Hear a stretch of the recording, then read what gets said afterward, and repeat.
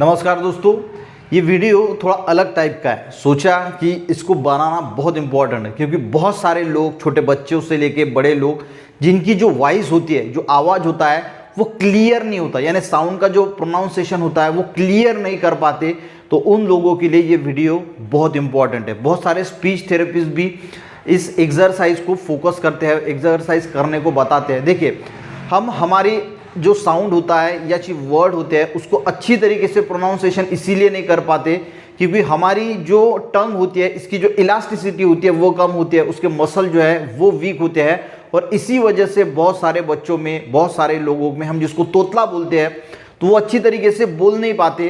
तो इसको दूर करने के लिए कुछ टंग्स की, जीभ की एक्सरसाइज है, वो अगर आपका बच्चा छोटा है और अच्छी तरीके से बोल नहीं पाता, उससे अगर ये करवा लेते हैं, या फिर बड़ा इंसान है वो भी इसको रेगुलर करता है, तो उसकी जो आवाज़ है वो क्लियर होने के लिए बहुत ज़्यादा मदद होगी। यानी उनकी आवाज़ तो क्लियर होगी और वो हर वर्ड जो है वो अच्छी तरीके से उसको प्रोनाउंस कर पाएगा।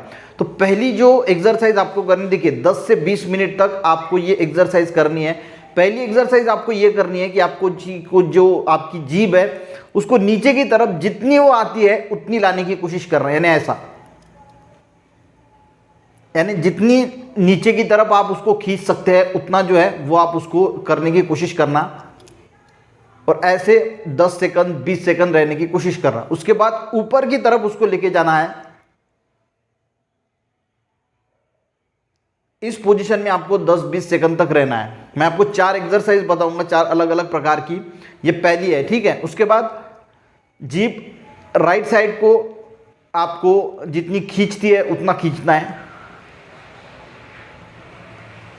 और उसके बाद दाई साइड, यानी पहली एक्सरसाइज हो गई, जो जीभ है, टंग है, उसको नीचे की तरफ खींचना है ज़्यादा से ज़्यादा, उसके बाद ऊपर, उसके बाद राइट, उसके बाद दाएं साइड।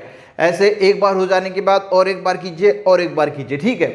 दूसरी एक्सरसाइज है गाइस, जो आपके टीथ है उसके नीचे आपको ऊपर के साइड को सबसे पहले जो है वो जीभ से प्रेशर लगाना है,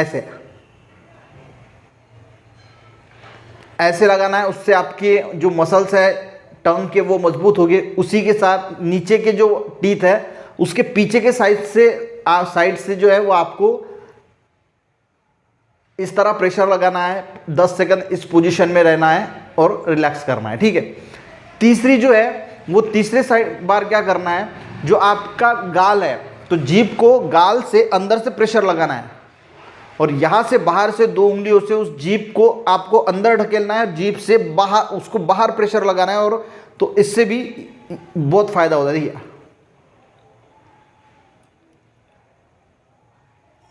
यहाँ से एक बार,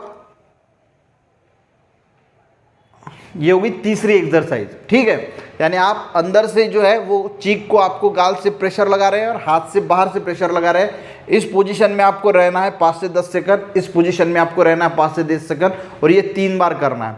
और लास्ट वाली जो एक्सरसाइज है वो आपको, आपकी जो जीभ है वो क्लॉकवाइज घुमाना है, आपके मसूड़ों को लास्ट तक, यानी लास्ट तक मसूड़ों को ऐसे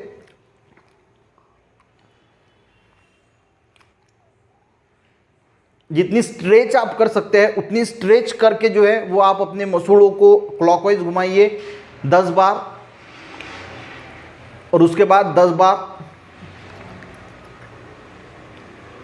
एंटी क्लॉकवाइज घुमाइए। इससे क्या होगा, जो आपकी जीभ है, देखिए एक दिन में तो फर्क होगा नहीं, अगर आप लंबे समय तक कंटिन्यू कंसिस्टेंसी मेंटेन करेंगे और कंटिन्यू इसको अगर 10-20 मिनट रेगुलरली करेंगे। छोटा बच्चा है तो उससे आपको करवा के लेना होगा, बड़े लोग हैं तो वो खुद कर सकते हैं। तो आप कुछ दिनों में देखोगे कि आपकी जो वर्ड्स है, क्योंकि इससे क्या होती है, जो जीभ होती है इसकी इलास्टिसिटी बढ़ती है और मसल जो है वो स्ट्रांग होते हैं। इसकी वजह से, इलास्टिसिटी बढ़ने की वजह से क्या होता है, आप जो वर्ड्स है उसका प्रोनाउंसिएशन क्लियर कर पाएंगे, और मसल भी स्ट्रांग होने की वजह से आपकी जो प्रोनाउंसिएशन है वो अच्छी हो जाएगी, आपको कोई दिक्कत नहीं आएगी। वीडियो अगर अच्छा लगे तो एक लाइक ज़रूर करना। जिन लोगों को इस प्रकार की शिकायत है और आपको ऐसे लोग पता है तो उनको ये वीडियो ज़रूर शेयर करना। मिलते हैं नेक्स्ट वीडियो में, तब तक के लिए जय हिंद।